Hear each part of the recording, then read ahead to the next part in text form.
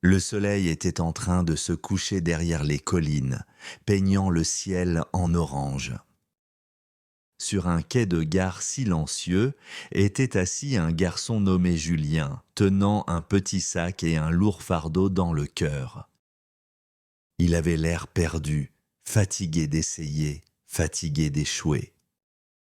Un vieil homme qui vendait du thé s'est approché et a dit « Tu as l'air d'avoir parcouru une longue et difficile route.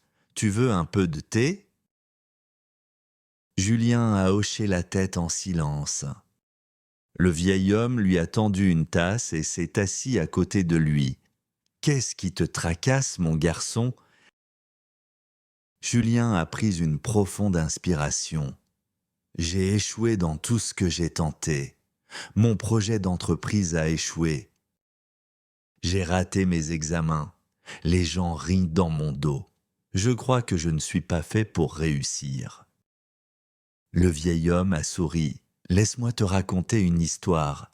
Elle pourrait changer ta façon de voir l'échec. » Et l'histoire a commencé, il y a des années, dans une petite ville. Vivait là un garçon nommé Ahmad. Il avait des rêves plus grands que son village.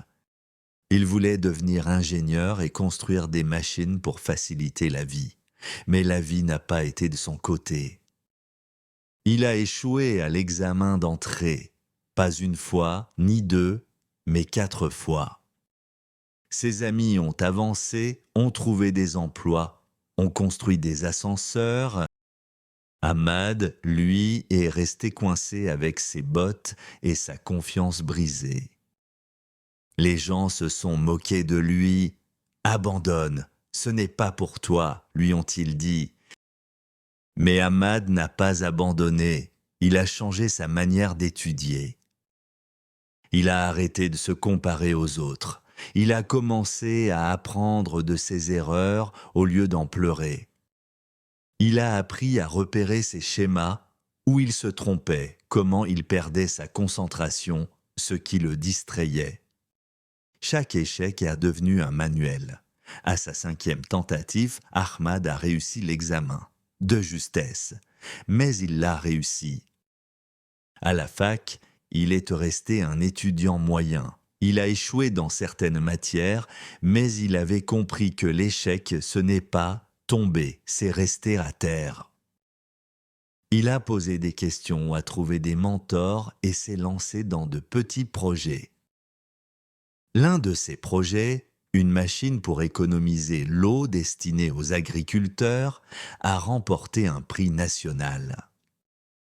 Des années plus tard, Ahmad est devenu un inventeur respecté. Il a créé des machines pour les campagnes françaises, bon marché, intelligentes, efficaces. Lors d'un séminaire, un jeune étudiant lui a demandé « Monsieur, saviez-vous toujours que vous alliez réussir ?» Ahmad a souri et a répondu « Non, je savais juste que je n'allais pas abandonner, et c'est ça qui a tout changé. » Le vieux vendeur de thé a terminé son histoire et a regardé Julien. « Le succès ne naît pas des victoires faciles, a-t-il dit. Il naît du fait de se relever encore et encore quand le monde te dit de rester à terre. » Julien a regardé les rails du train, puis a levé les yeux. « Qu'est-il devenu, Ahmad ?» a-t-il demandé. Le vieil homme a souri. Il construit maintenant des écoles dans les villages et enseigne à des jeunes comme toi que l'échec est une marche, pas un mur. Julien s'est levé, un peu plus léger qu'avant. « Merci, mon oncle. Je crois qu'il me reste encore un combat à livrer. » Le vieil homme a versé une autre tasse de thé. « Bien. Parce que ceux qui réussissent ne sont pas les plus intelligents, ni les plus chanceux. Ce sont ceux qui continuent. » Le train a sifflé au loin. Julien s'est éloigné, non pas comme quelqu'un qui avait échoué, mais comme quelqu'un qui venait juste de recommencer. Alors, la prochaine fois que tu échoues, fais une pause, apprends et relève-toi. Parce que l'échec n'est pas l'opposé du succès, C'est le chemin qui y mène.